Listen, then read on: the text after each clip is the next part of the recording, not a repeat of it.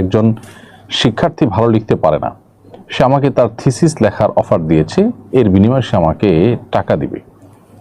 এটা আমার জন্য জায়েজ হবে কিনা? থিসিস জমা দিতে না পারলে সে সার্টিফিকেট পাবে না। একজন শিক্ষার্থীকে যে থিসিস লিখতে দেয়া হয়, এটা তার যোগ্যতার মানদণ্ড পরিমাপ করবার জন্য, তাকে যে সার্টিফিকেট দেওয়া হবে সেটা যথার্থতা নিশ্চিত করবার জন্য এবং সেটার সার্থকতার জন্য এই কাজটি তাকে দেওয়া হয়। সে কাজ তিনি যদি টাকার বিনিময়ে অন্য কারোর কাছ থেকে করিয়ে নেন, তাহলে এটা সুস্পষ্ট জালিয়াতি এবং এটা প্রতারণা। কারণ থিসিসটা তার নামে তিনি জমা দিবেন, অথচ এই থিসিস লিখেছেন আরেকজন, তাহলে এই সার্টিফিকেট পাওয়ার হকদার তিনি, যিনি এটা লিখেছেন।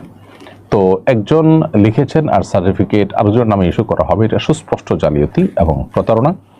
আর এ ধরনের কাজে কেউ কারোর সহযোগিতা করা জায়েজ না, বিধায় আপনি কোনোভাবেই কারোর থিসিস লিখে দেওয়ার কাজ নিতে পারেন না।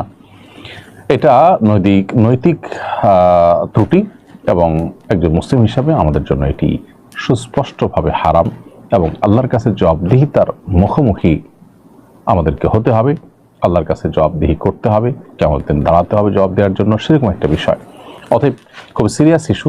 সামান্য কিছু টাকার জন্য যদি আমার ইমান, আমার আমলকে বিক্রি করে দিই, তাহলে অনন্ত অসীমকালের যে যাত্রা, সে যাত্রায় আমাদেরকে বিপদের মুখে পড়তে হবে।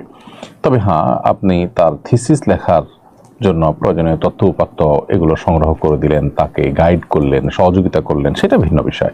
কিন্তু তার থিসিস তাকে লিখতে হবে, আপনি পুরোটা লিখে রেডি করে দিতে পারবেন না।